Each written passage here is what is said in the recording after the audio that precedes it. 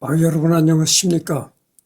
오늘이 2025년 6월 3일 오전 9시 42분을 가리키고 있습니다. 오늘이 대통령 선거 날이죠. 나는 벌써 대통령 선거 투표를 아침 일찍 일어나서 벌써 하고 왔습니다. 그래서 내가 여러분들한테 하고 싶은 얘기가 뭐냐면은, 내가 지금 빨간 색깔의 티를 입고 있잖아요. 오해하지 마시라 이런 얘기예요. 이 빨간 색깔이 특정 정당의 색이잖아요. 그 특정 정당과 어떤 연관성이 있나 이렇게 오해하지 마시라 이런 얘기입니다. 아무런 정당 색깔과는 아무런 연관성이 없다는 걸 아시기 바랍니다. 그래서 내가 투표하러 갈 때는 내가 이 점퍼를 좋아하잖아요. 점퍼 차림을 좋아하잖아요. 투표를 갈 때는 빨간 점퍼를 입었던 것이 아니고 노란 옐로우 점퍼를 입고 갔어요. 그게 왜냐면은 빨간 점퍼를 입을까 아니면 블루 점퍼를 입을까 이렇게 혼자 생각을 하다가 빨간 점퍼를 입고 가면 어떤 특정 정당을 지지하는 것 같이 그렇게 또 오해를 살 것 같고, 블루 점퍼를 입고 가면 또 역시 블루 점퍼도 또 내가 특정 정당을 지지하는 것 같은 그런 오해를 살 것 같아서 아무 관계가 없는, 양쪽 정당 색깔과는 아무 관계가 없는 옐로우 점퍼를 입고 가서 투표를 했습니다. 그러니까 여러분들도 난 벌써 아침 일찍 가서 투표를 하고 왔으니까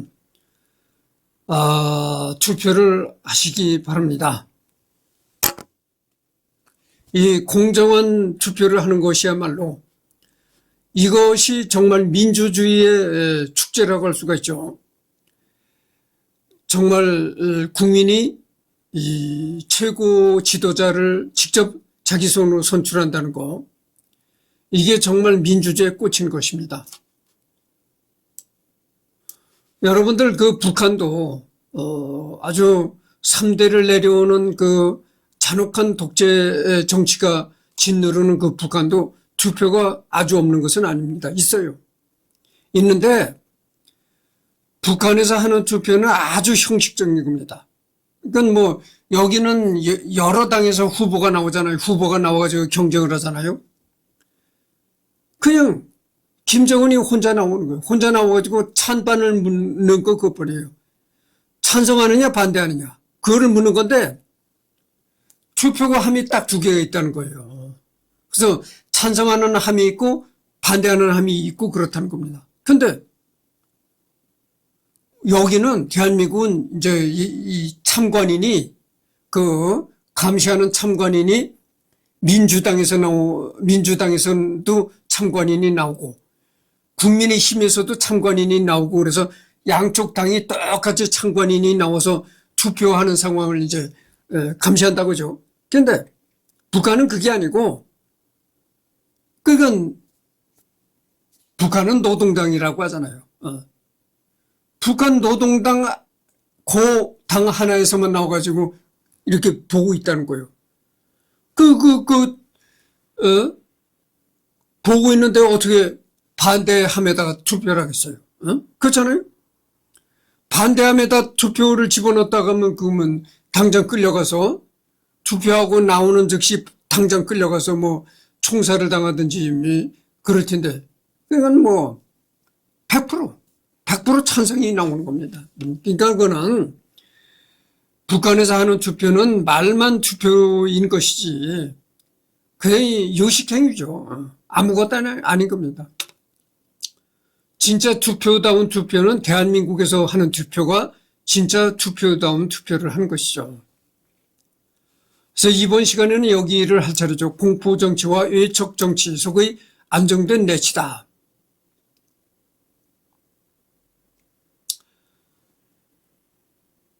그러니까 측전무는 굉장히 공포정치를 했다는 겁니다.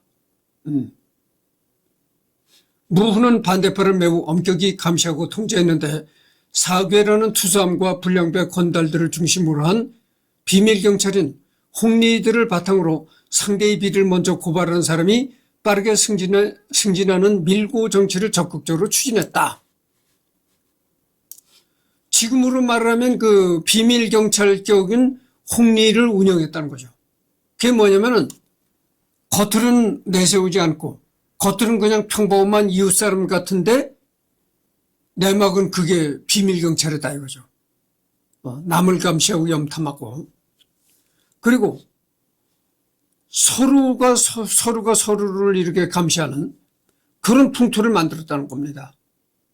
그래가지고 뭐 상대방의 나쁜 점을 뭐 고발한다든지 야 우리 옆집 아무개가 축전무를 굉장히 반대하고 비판하더라. 비방하고 그러더라.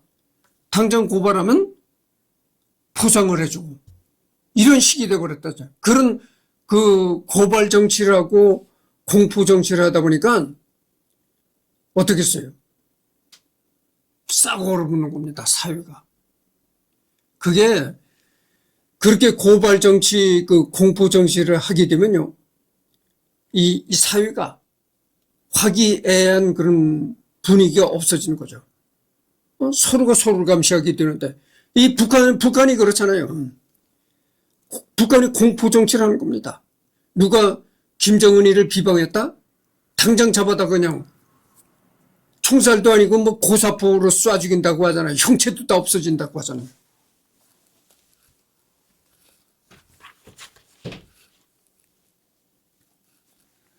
총살도 아닌 고사포를 쏴서 죽인다는 겁니다. 그러니까 어떻게 됐어요? 정말 공포가 지배하는 사회죠. 야, 저거 잘못하다가 나도 그렇게 죽겠구나. 공포만이 존재하는 겁니다. 그러니까 서로가 서로를 감시하고 공포만이 짓누르고 하니까 그 사회가 제대로 굴러가겠어요. 물론 그렇게 감시하고 통제하고 공포 정치를 하면 그 권력에 도전할 사람은 없어요. 권력에 도전할 사람은 없는데 그 사회를 그렇게 만들다 보면요. 경제 발전이 안 되는 겁니다. 권력에 도전하는 사람은 없는데 그렇게 공포적인 사회를 만들면은 김정은이한테 도전하는 그런 권력에 도전하는 사람은 없는데 경제가 죽어진다 이거죠. 이 경제가 살아나려면 말이죠. 북한이 경제가 죽는 게 여러 가지 원인이 있죠. 우선 핵을 만드니까 서방 세계에서 자꾸 이렇게 제재를 가하잖아요. 그런 점도 있지만 또 하나는 공포 정치라고 감시 정치를 하기 때문에 경제가 안 되는 겁니다. 경제가 발전이 되려면 말이죠. 서로가 서로를 감시하는 그런 게 없어져야 돼요. 그리고 공포스러운 사회 분위기가 없어져야 되는 겁니다. 전부 화기애애하고 자유스럽고 이런 분위기가 형성이 돼야 그런 분위기를 먹고 경제는 발전하는 거죠. 그렇잖아요. 조금만 누가 잘못하면 서로가 서로를 감시하고 갖다 일러 바치면 잡아다가 고사포로 총살이나 시키고 이런 분위기에서는 경제가 발전될 수가 없는 겁니다. 그러니까 내가 하고 싶은 얘기는 김정은이는 이 북한과 같은 그런 공포 정치라는 곳에서는 절대 경제가 발전될 수가 없어요. 그렇다는 걸 말씀드립니다. 이 측전부가 이런 식의 그 공포 정치를 했다는 거예요. 보세요. 이게 신하들 입장에서는 마녀 사냥이 열리는 수준이라 조정에 출근할 때면 가족들과 작별히 인사를 나누고 그러니까 측전부의 대신들, 측전부의 대신들도 궁궐에 출근할 때면 이제 가족들과 작별 인사를 하고, 오늘도 무사히 지내라. 이럴 정도였다는 거예요. 궁궐에 출근해서 어떤 뭐 대신들 회의 같은 거 하다가 말 한마디 잘못하면 측전부 손에 죽어지는 그런 형식이 되겠으니까 오늘도 무사히 이런 식의 이제 작별 인사를 했다는 거죠. 그러다가 무사히 퇴근해서 집에 돌아오면 죽은 사람이 살아 돌아온 양 크게 기뻐했다고 할 정도였다고 한다. 그리고 얼마나 공포 정치를 했습니까? 이 측전부가. 그렇게 공포 정치를 하니까 측전무 권력에 도전하는 사람이 없었던 것이죠. 그러니까 남편이 궁궐에 출근했다가 퇴근해 오면 죽은 사람이 살아온 것이냐 그렇게 기뻐했다는 거예요. 가족이. 오늘도 무사히 퇴근을 했구나. 하지만 지나친 고발로 인해 자신이 인기가 떨어질 것을 우려한 무는 정적들이 거의 제거되고 죄의를 차지하자 사냥개 역할을 하던 내준신과 사곤내 등의 홍리들을 차례로 없애 이들에 대한 원성이 자자하던 백성들에게 환호를 받는다. 그야말로 토사구팽이었다. 그렇게 국민을 감시하고 잠깐만요. 예, 하여튼 그래서 국민을 감시하고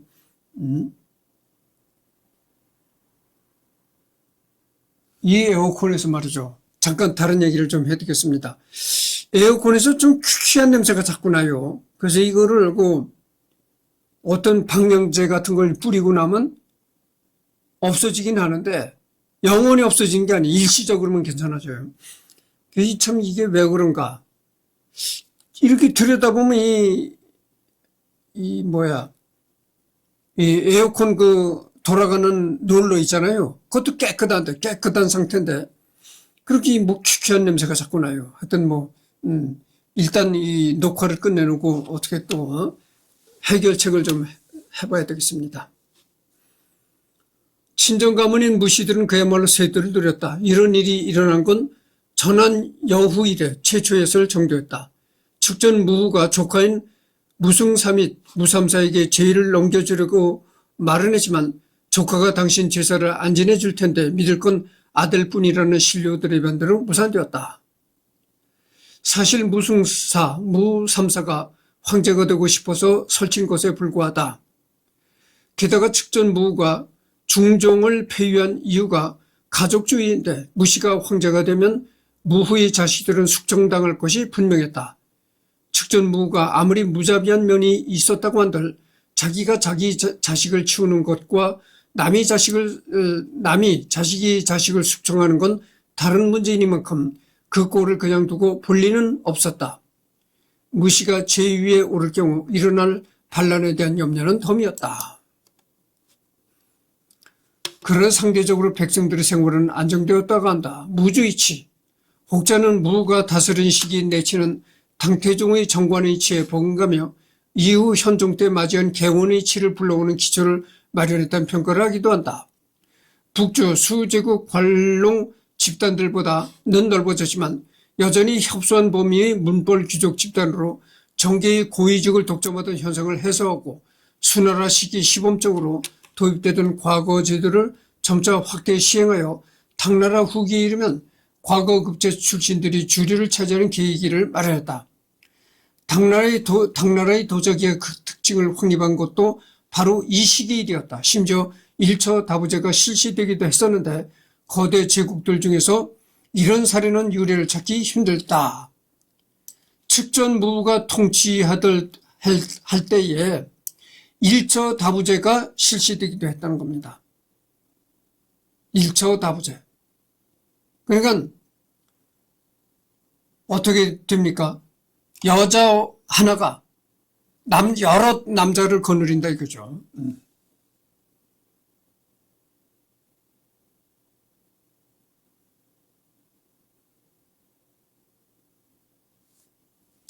일부 여기에 반대되는 게 일부 다처제잖아요. 일부 다처제라는 거는 남편 하나가 여러 아내를 거느린다 이런 거고, 그게 아니고 아내 하나가 여러 명의 남자를 이제 여러 명의 남편을 거느린다 이런 얘기죠. 그래서 난 이거를 읽어볼 때 어떤 생각을 하냐면 이런 생각을 했어요. 과거에 대한민국에도 이와 비슷한 통치자가 있었습니다. 박정희가 그랬어요.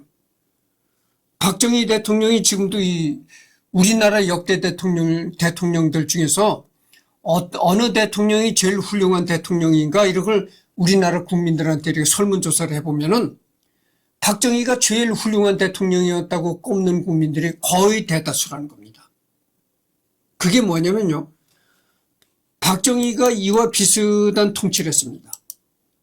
이 박정희가 말이죠. 박정희 시절에 박정희를 반대하는 반대파들은 말이죠. 중앙정보에 끌려가서 전기고문, 물고문, 이루 말할 수 없는 입으로 담을 수 없는 별 짓거리 고문을 다 당했던 겁니다. 그래서 중앙정보에 한번 끌려갔다 나오면은 거의 반병신이 돼서 나오는 겁니다. 그렇게 박정희가 자기를 비판하는 비판자에 대해서는 아주 간혹한 악덕 통치를 했단 말이죠. 그런데도 왜 우리나라 국민들은 박정희를 최고의 훌륭한 대통령이라고 꼽느냐. 자기를 비판하는 그 비판자들한테는 그렇게 가혹하게 굴면서 국민들은 먹고 사는 걱정을 잘 안 하게끔 그렇게 경제적으로 잘 해줬다 이거예요. 지금 말이야, 지금 자영업자들이 다 문을 닫고 자영업자들이 지금 씨가 마르다시피 하잖아요. 그지만 박정희가 통치할 땐 그렇지 않았다고죠. 자영업자들이 그냥 살아가기 좋고, 뭐 추석 때도 특수를 누리고, 그때는 농업에 종사하는 사람들도 괜찮았었고, 다 이렇게 괜찮았었단 말이죠. 그러니까 자기를 반대하는 반대파들한테는 가혹하게 굴면서 가혹하게 굴었지만 국민들이 먹고 사는 생활은 그럭저럭 괜찮았다고요. 그래서 우리 대한민국 대통령들 중에 가장 훌륭한 대통령이 박정희였다고 국민들이 손꼽는 이유가 바로 그겁니다. 그래서 이 박정희가 가혹한 독재 정치는 했지만 이 국민들이 먹고 사는 걱정을 웬만큼 덜어주는 그런 정치를 하다 보니까 지금도 대한민국 역대 대통령들 중에서 박정희가 최고 훌륭했던 대통령이라고 꼽는 이유가 바로 그겁니다. 그래서 축전부도 이런 식의 통치를 했다고 하죠. 그러니까 자기를 반대하는 반대파들은 아주 그냥 공포로 다스리는 그렇게 아주 가혹하게 비정하게 했지만 그러나 이 평범한 국민들은 먹고 살기가 괜찮았다고 하죠.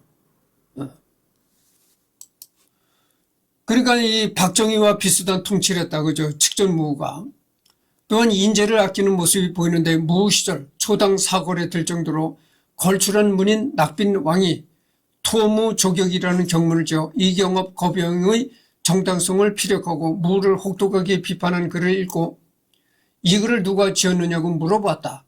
낙빈 왕이 썼다는 말을 듣자 재상에게 왜 진작에 이 사람을 나에게 추천해 주지 않았나. 이런 인재를 내가 기용해 주지 않았으니 반란이 일어나는 것도 당연하지라며 낙빈 왕의 재능을 아까워했다고 하며 낙빈 왕이 죽은 뒤에도 그의 작품을 모아 엮도록 했다. 즉위 후에도 적인걸, 장간지 같은 뛰어난 재상들이 등용되기도 했다. 한국과의 관계를 보면 신라의 제31대 신문왕이 얘기와 더불어 문장으로 본받아 쓸만한 것을 요청하자 담당 관청에게 명령하여 길흉요래의 사본을 제작하고 문관 사림 가운데 모범으로 삼을 만한 글들을 골라 뽑아 50권을 엮어서 보내주었다고 한다. 신라에서 온 왕자 김인문이 694년에 사망했을 때는 부음을 듣고 수의와 관작을 보낸 뒤 김인문에게 관직을 추증하고 그의 연구를 신라로 호송하도록 명령했으며 또한 702년 제32대 효소왕이 붕어한 것을 전해 듣고 애도 창원에서 2일 동안 조회를 열지 않았다고 기록되어 있다. 효소왕의 왕제로 뒤를 이어 즉위한 왕자 김윤기에게 효소왕의 기승을 승인한 것도 측전무였다. 이거를 보면 말이죠. 이 측전무가 통치할 때가 바로 우리나라로 말하면은 신문왕, 신라의 제31대 신문왕이 통치할 때라는 거죠. 그리고 여기 보면은 하여튼 신라와의 관계도 여러 가지 좋았다 이런 거를 알 수가 있습니다.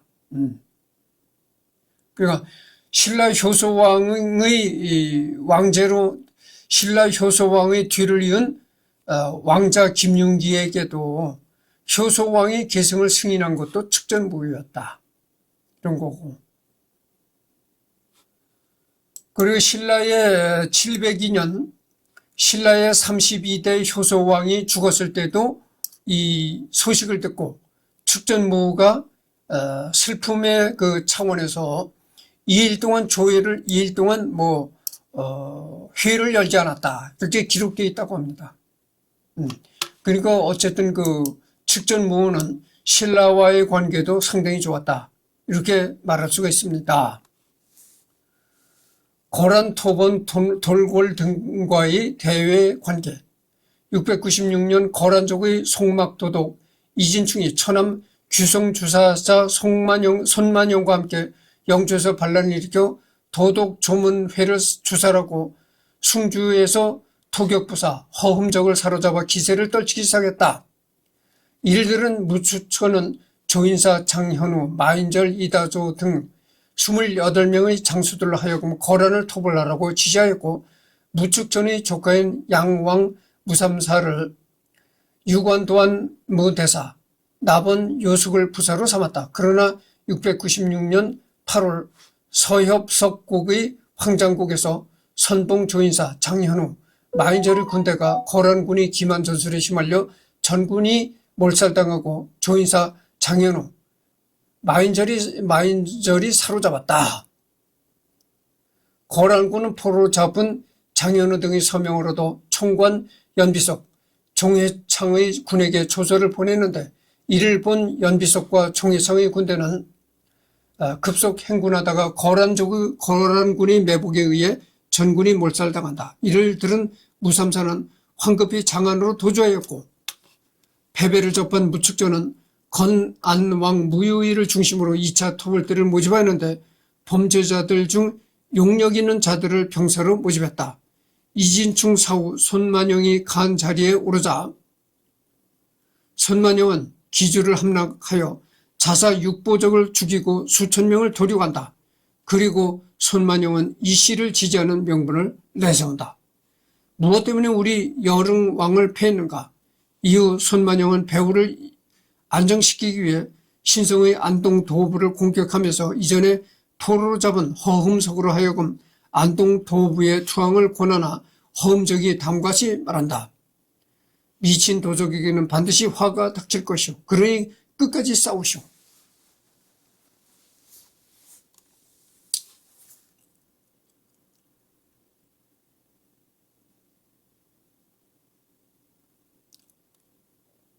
그 측전무는 고란족과의 관계가 상당히 좋지 않았다 이런 얘기죠. 이에 손만영이 허음적을 죽이고 안동 도부를 공격하지만 요동주도독 고구수와 도부사 배현규에게 저지당하다. 697년 청변도 총관 왕효걸과 소균휘가 이끄는 17만 군대가 고란군을 공격하나 고란군에 패배하고 왕효걸은 자결하였다. 무유의 군대는 유주를 공격하나 고란군에 가로막히고 말았는데 이에 무축전은 한해왕 무의종 누사덕 사타충의로 하여금 고란을 토벌하라고 지시한다. 그러나 무의종은 조주에서 낙무정이 이끄는 고란군을 보고 크게 놀라 대경실색하여 싸우지도 않고 상주로 도주했다. 이에 고란군은 조주에서 대학살을 행하였으나 양현기, 누사덕, 사타충의가 군을 수습하고 맞서 싸웠다.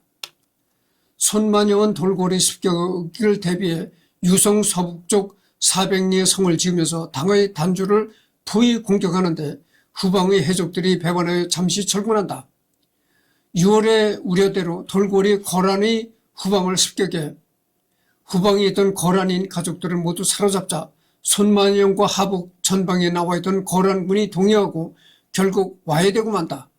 당도 이에 맞춰 4차 공세를 보내고 장구절의 군대에 의해 손만영이 패한 뒤 신병도 행군의 무의정과 양현기에 의해 결국 하소가 사로잡히고 이해구와 낙무정을 항복했으며, 손만영은 도주 중에 노수 동쪽 인근에서 간호에게 피살당하여 남은 무리들은 돌궐에 투항하고 난이 종결된다. 700년 이해구와 낙무정이 이진충의 잔당들을 토벌하고 장안으로 개선한다.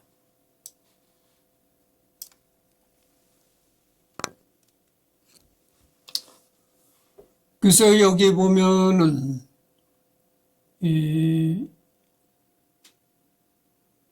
이진충이 거란족의 이진충이 처남인 손만영과 함께 이제 반란을 일으켰다가 이렇게 용감하게 싸웠지만은, 손만영이 용감하게 싸웠지만 결국은 이제 붙잡히고 그랬다는 얘기죠.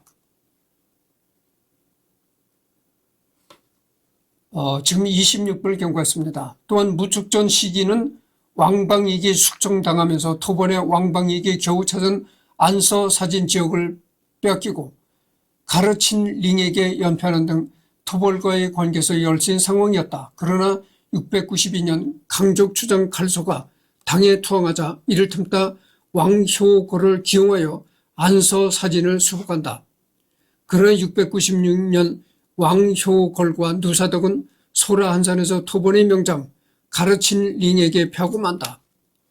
이후 가르친 링이 안서 사진 지역에서 철수하고 서돌골 지역을 분할하는 것이 어떠냐고 제의하자 무축전은 가르 가문의 권세가 약화되었다는 것을 눈치채고 이를 거절한다. 이후 699년 치둑 송첸이 가르 일가를 숙청하자 당은 토벌에 우세를 점한다.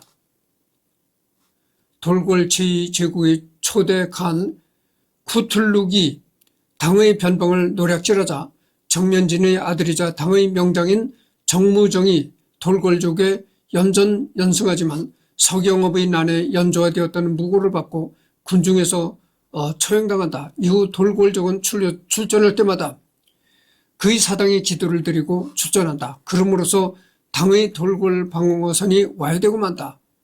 쿠툴룩 사후 묵철이 가한 자리에 오르자 묵철은 당을 지속적으로 노략질한다. 이후 696년 거란족의 영주반란에 무주군이 고전하자 무축전은 돌궐족과 동맹을 맺어 이진충의 난을 진압한다.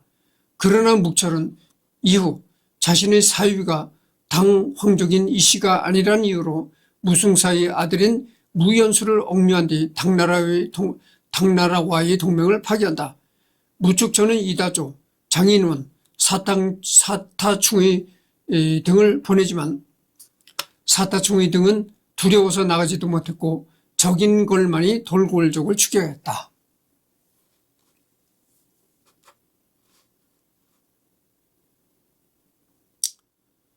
그러니까 이때 보면은 무축전이가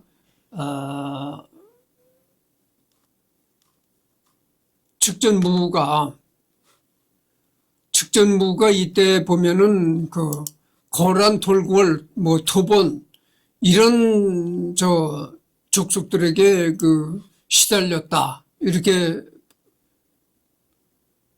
생각하면 되겠습니다.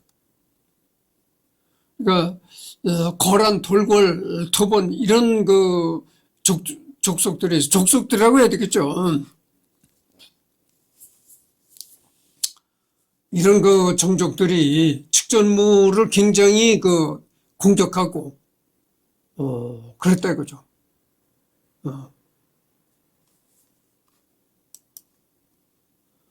신룡 정변과 퇴위. 하지만 699년 이후 장혁지, 장창종 등 측근관리의 실패에 폐단이 발생하였으며 705년 말년에 측전무가 병으로 건강이 악화되자 당 황실의 충성파들이 신룡 정변을 일으켜 그만 자리에서 물러나라는 압박을 넣게 된다. 이에 무후는 당시 황태자로 있었던 아들 이현에게 양위했고 무주는 일대 만에 멸망하며 당나라 농서 이씨 왕조가 폭격했다.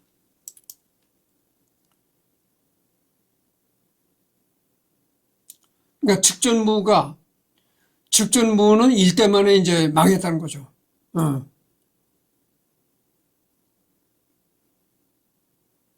당장 당나라 황실 직계 후손인 모두 당고정과 측전무와의 후손이 없기 때문에 아무리 정변에 성공해서도 장간지 일파는 함부로 무를 건드릴 수 없었다.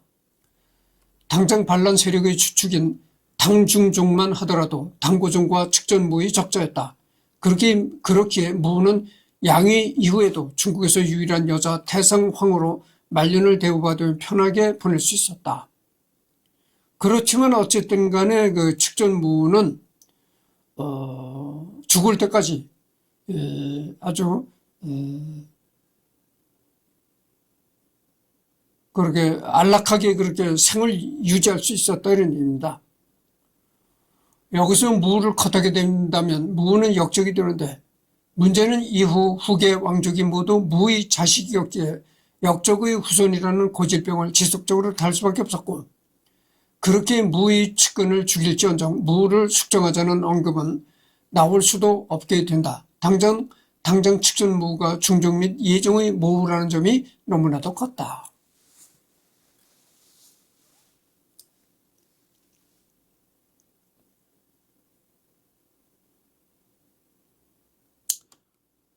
그래서 여기 보면은 신룡정변이 일단은 성공을 했습니다. 신룡정변이 성공을 해서 일단 정권은 뒤집었지만 그러나 어쨌든 간에 정변은 성공을 했지만 그 신룡정변을 일으킨 세력들이 측전무만큼은 일단 아무리 정변이 성공했다 하더라도 측전무만큼은 함부로 대할 수가 없었다 이런 얘기죠. 그래서 그 측전무는 어쨌든 간에 죽을 때까지 안락한 그런 생활을 누릴 수 있었다 이런 얘기입니다.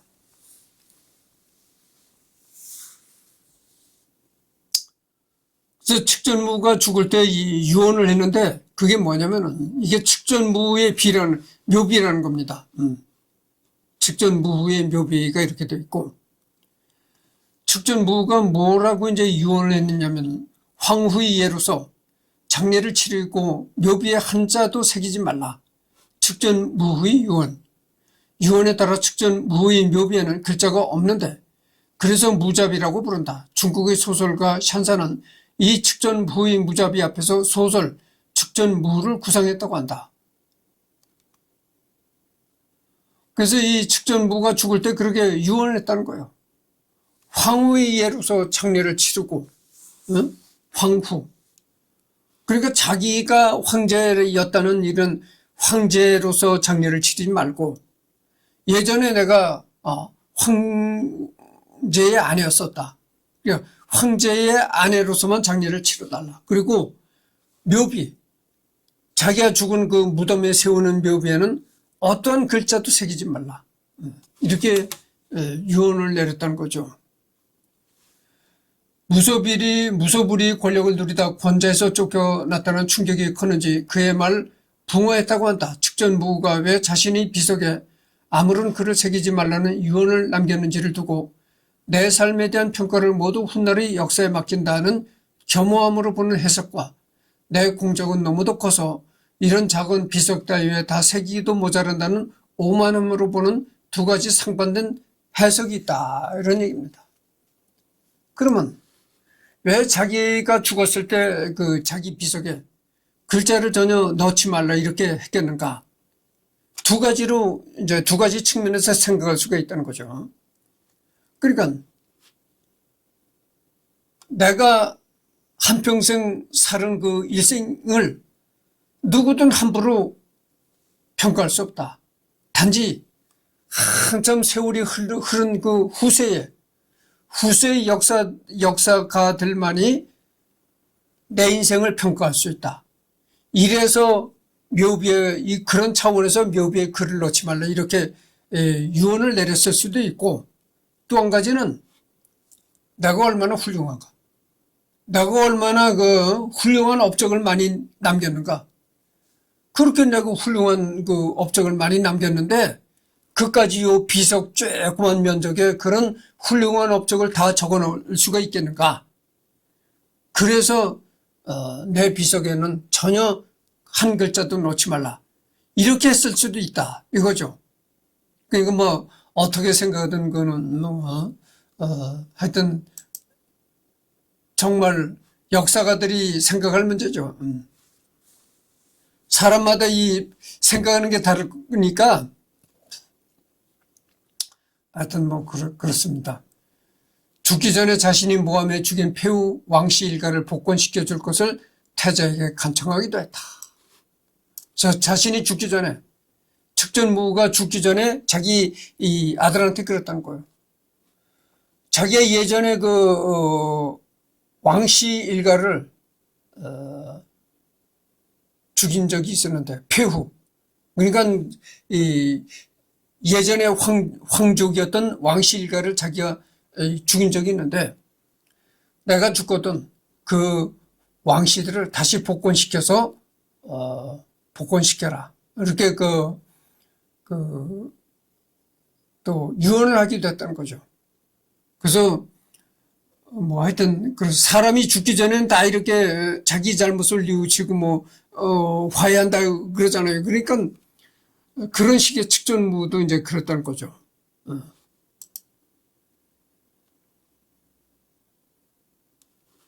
본래 입궁 때에는 이 정도로 낮은 풍계를 받는다. 그러나 비슷한 시기에 입궁한 후궁들이 승급하는 동안 측전무는 만년 죄인이었다.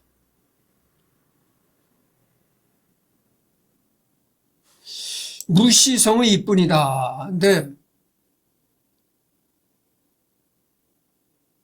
우리나라에는 무시성이 없는 걸로 내가 알고 있잖아요. 알고 있는데 뭐 내가 잘못 알고 있는 건지 모르겠습니다만 내가 우리나라에서는 내 무시성을 본 적이 없거든요. 근데 중국에는 예전에 고대 시대에 지금 중국도 내가 잘 모르겠지만 예전 고대 시대 중국은 아마 무시성이 있었던 모양이죠. 그래서 무시성의 예쁜이 이렇게 나오고 훗날 당연종 이윤기도 자기 아들인 수왕의 여자였던 양귀비를 도교 도사로 출가시켰다가 다시 입궁시키는 형태로 후궁으로 삼았다.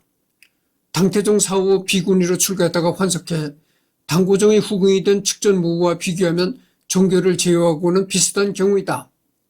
다만 양옥환의 경우에는 도교에 출가하면 이전의 모든 행적들이 다 지워진다는 것을 활용한 측면이 크지만 측전무의 경우에는 이러한 과거 세탁을 할 목적으로 절에 들어간 것이 아니라 선황의 후궁들 중 자녀가 없는 사람이 절에 들어간 것으로 봐야 한다.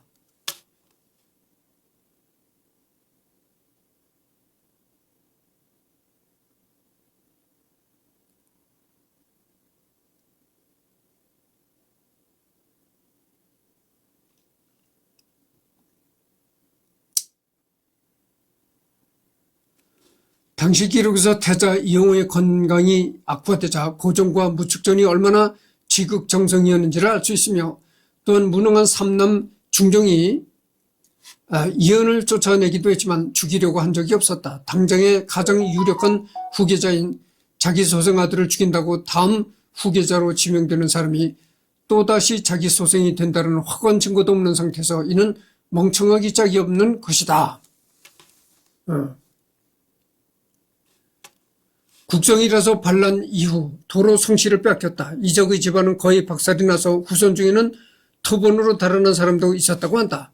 이경업 자신은 바다에서 배를 타고 고려로 도망치려고 했지만 실패했다. 이경업의 난을 평정을 할 때 나섰던 장군 중에는 백제 유민 출신의 번장 흑치상지도 있었다. 뭐 이런 얘기가 나오고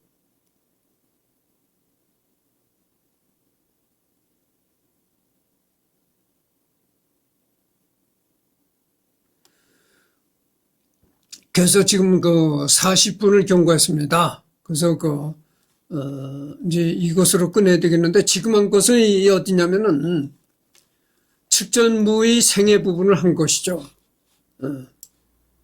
나오잖아요. 측전무의 생애를 한 겁니다. 측전무의 생애라고 나오잖아요. 전번 표에 여기를 한 겁니다. 이 부분을. 그래서 다음에는 어떻게 될까요? 오후에 한 번 더 녹화를 하겠습니다.